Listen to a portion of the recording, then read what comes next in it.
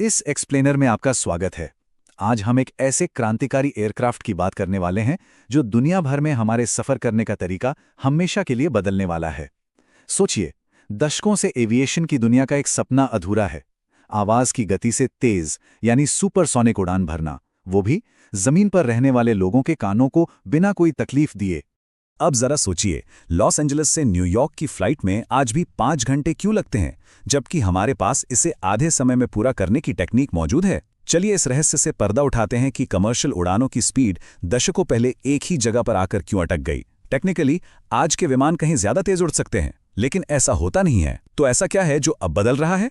जमीन के ऊपर सुरक्षित रूप से साउंड बैरियर तोड़ने के लिए इस वक्त क्या क्या रोमांचक काम हो रहे हैं, आइए जानते हैं। सबसे पहले बात करते हैं इस पूरी कहानी के सबसे बड़े विलन की, सोनिक बूम की समस्या। इस दिक्कत की शुरुआत आज से 50 साल पहले ही हो गई थी।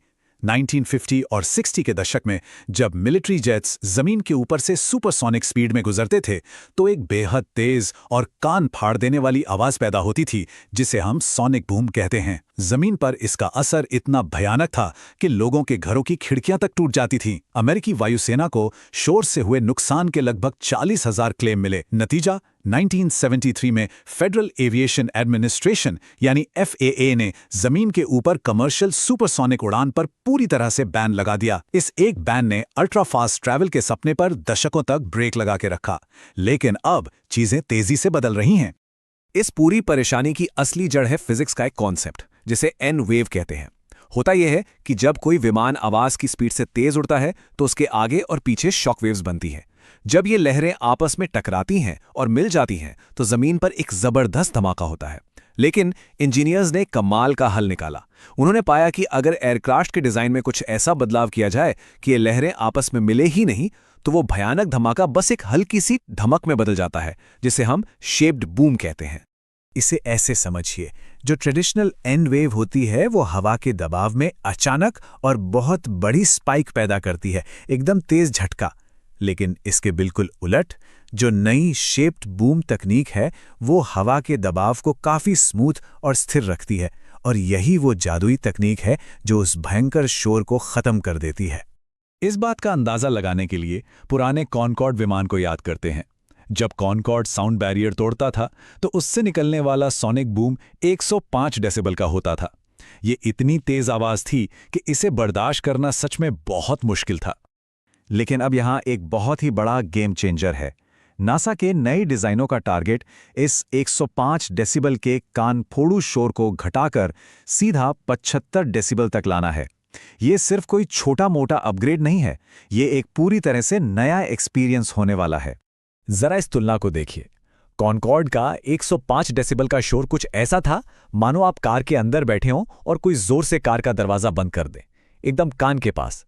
लेकिन नए 75 डेसिबल के टारगेट का मतलब है जैसे दूर कहीं बादल गरज रहे हों या सड़क के उस पार किसी ने अपनी कार का दरवाजा बंद किया हो। यह आवाज इतनी हल्की होगी कि अगर आप अपने घर के अंदर बैठे हैं तो शायद आपको पता भी ना चले। है ना कमाल?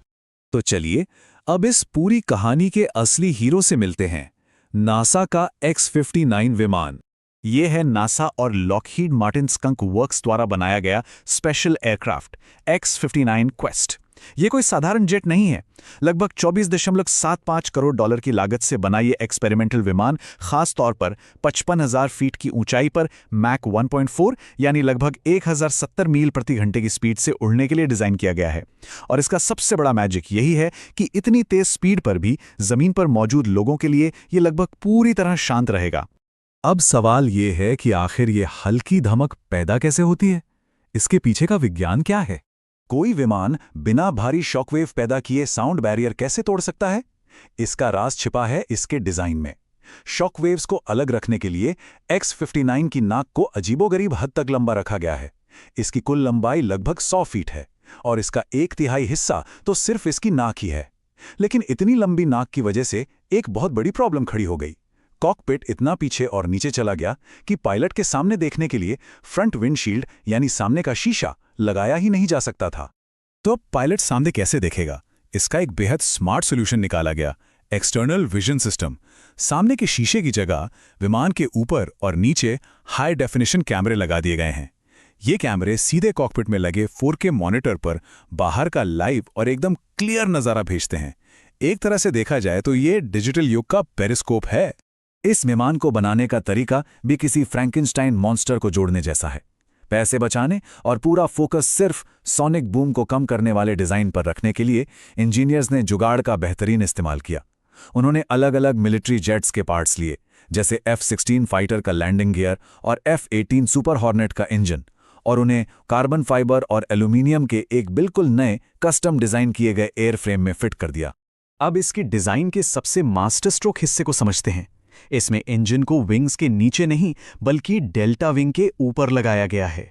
ये कोई मामूली फैसला नहीं था। इंजन ऊपर होने से जो भी शॉकवेव्स पैदा होती हैं वो जमीन की तरफ जाने के बजाय सीधे ऊपर आसमान की तरफ धकेल दी जाती हैं, और इसका पिछला हिस्सा भी कुछ इस तरह डिजाइन किया गया है कि जो बची खुची आवाज हो वो जमीन तक पहुंचने से पहले ही बिखर जाए। तो डिजाइन तो तैयार हो गया, लेकिन अब बारी थी इस शांत सुपरसोनिक विमान के असल टेस्ट की। कागज पर या कंप्यूटर सिमुलेशन में तो सब परफेक्ट लगता है, लेकिन ऐसे क्रांतिकारी विमान को असल हवा में खुद को साबित करना पड़ता है। कैलिफोर्निया के मोजावे रेगिस्तान के ऊपर जब टेस्ट फ्लाइट्स हुईं तो X-59 को उसकी आखिरी लिमिट्स तक पुश किया गया।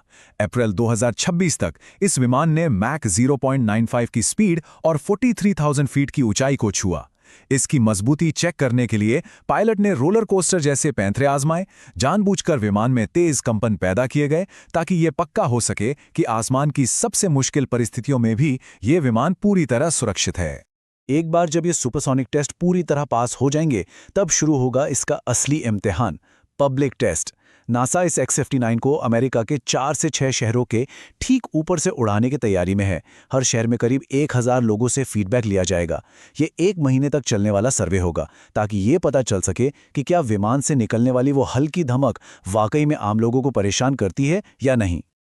और इसी के साथ हम कदम रखते हैं एविएशन के एक बिल्कुल नए युग में, द सुपरसोनिक एरा। इन सारी टेस्टिंग और करोड़ों डॉलर खर्च करने का मकसद सिर्फ एक कूल सा विमान बनाना नहीं है। असली गेम है ग्लोबल एविएशन के पुराने नियमों को जड़ से बदलना, और इसका असर दिखना शुरू भी हो गया है। व्हाइट हाउस ने जून 2025 में एक एग्जीक्यूटिव ऑर्डर जारी किया जिसने FAA को एक सख्त डेडलाइन दे दी है। 180 दिनों के अंदर जमीन के ऊपर सुपरसोनिक उड़ान से बैन हटाना है और अगले 2 सालों के भीतर X-59 के डेटा का इस्तेमाल करके शोर के नए नियम तय करने हैं। नियमों में इस ढील ने पूरी एविएशन इंडस्ट्री में एक नई जान फूंक दी है। प्राइवेट कंपनियां अब अगली पीढ़ी के सुपरसोनिक पैसेंजर जेट्स बनाने की रेस में कूद पड़ी हैं। बूम सुपरसोनिक कंपनी अपने ओवरचर एयरलाइनर पर काम कर रही है। स्पाइक एरोस्पेस एक मैक 1.6 वाला बिजनेस जेट डिजाइन कर रहा है, और हर्मियस तो इससे भी आगे हाइपरसोनिक स्पीड हासिल करने की दौड़ में लगा है। तो आखिर में इस बात पर जरा गौर करते हैं, क्या हम सच में एक ऐसी दुनिया के मुहाने पर खड़े हैं जहां दुनिया के दूसरे कोने में वीकेंड ट्रिप पर जाना उतना ही आसान होगा जितना कोई लोकल बस पकड़ना? अगर X-59 उस कान फाड़ देने वाले सोनिक बूम को सच में शांत कर देता है तो हमारी दुनिया एकदम से बहुत छोटी लगने लगेगी। जब लंबी दूरी की यात्राओं का समय सीधा आधा हो जाएगा तो ये हमारे ग्लोबल समाज, बिजनेस और लोगों के आपस में जुड़ने के तरीके को हमेशा के लिए बदल देगा। क्या पता अगली बार आप जब विदेश की यात्रा करें तो आपको फ्लाइट में बोर होने का मौका ही ना मिले। इसका बदला जरूर लेगा सूर्यवंशी, तुम देख लेना।